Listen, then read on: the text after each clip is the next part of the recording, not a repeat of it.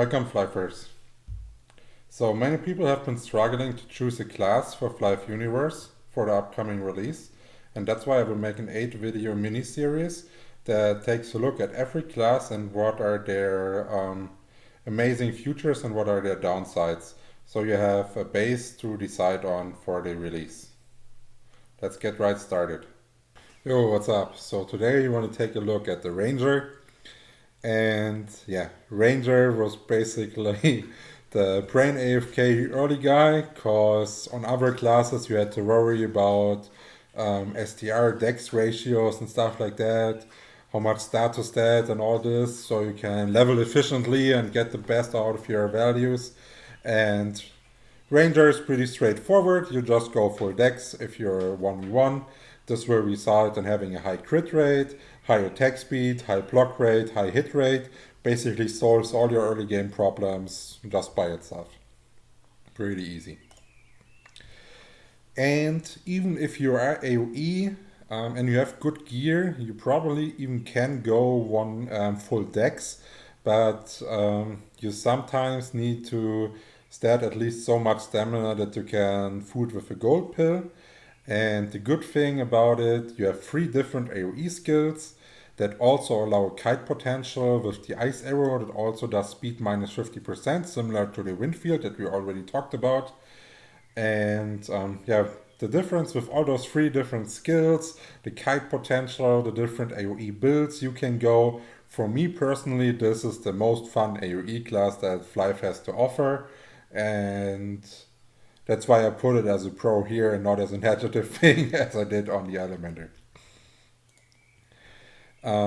As well, it's a ranger, so it has the highest range attacks of the game, which makes sense because it's the only person that uses a bow, right?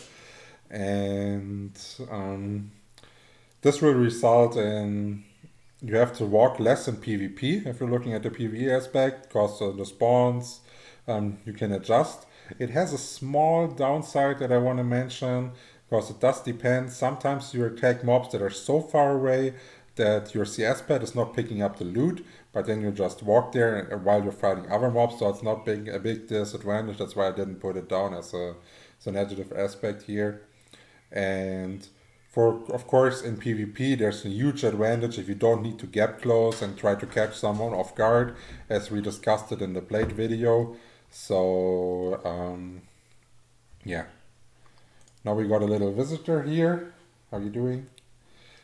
And then we are talking about Dark Illusion.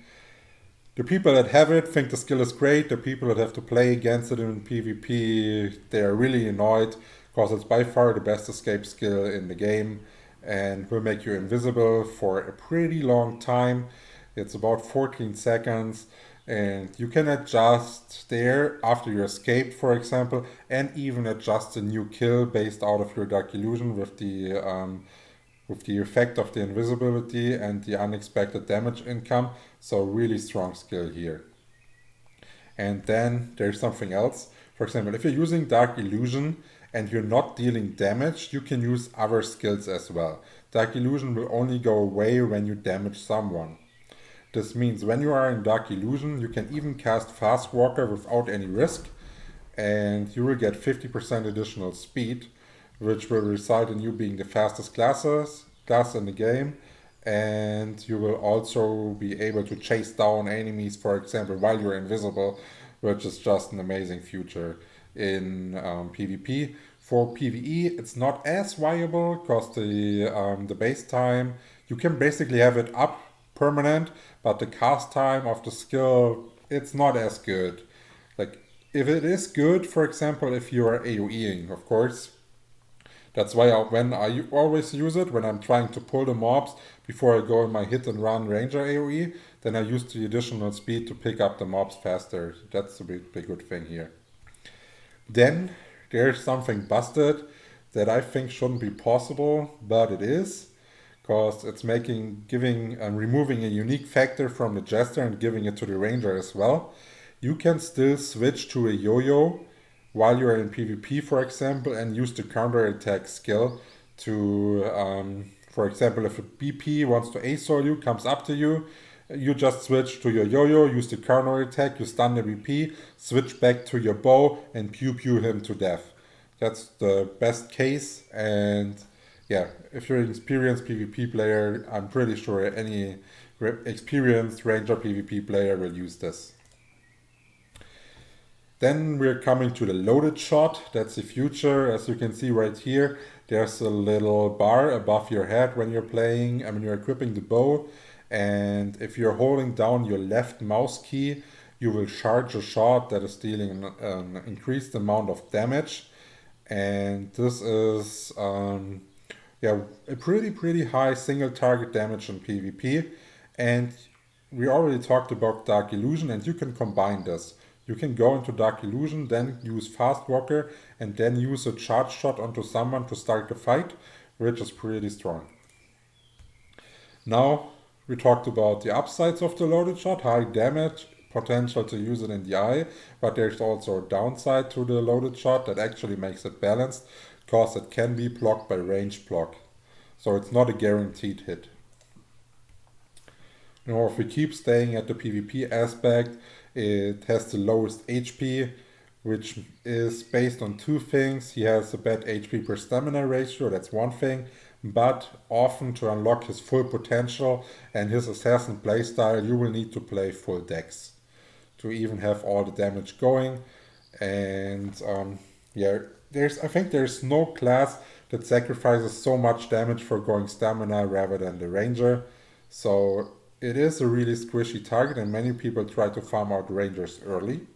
But of course, on the other hand, you have a high potential in getting a lot of kills. He has a really high kills per minute rate because he also doesn't need to walk a lot.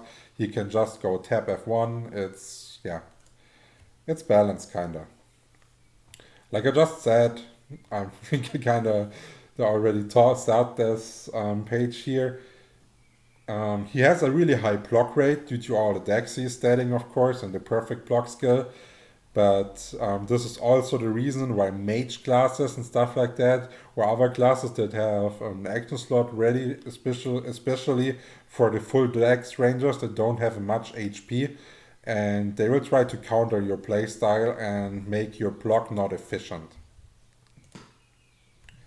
And of course, we talked about this great PvP potential, but of course he also needs to have a downside, so it's balanced, and his PvE damage is more on the lower bracket of the characters if you're looking at the 1v1 aspect. But if you're looking at the AoE aspect, his PvE damage is pretty decent because you can stack all three different AoEs on top of each other, and you have the kite potential, which allows you to play full damage. And then one last thing, we already talked about position bugs on the Elementer, and the Ranger is also affected about it, not as much, but a bit, because if the sync between the world and the character server is not sufficient enough, then often the first hit of the arrow will not deal any damage, or it appears like you are close enough to a mob to deal damage, but you're actually not, and then you need to jump first to reset your position and then attack again. And this can be pretty frustrating if it's happening a lot.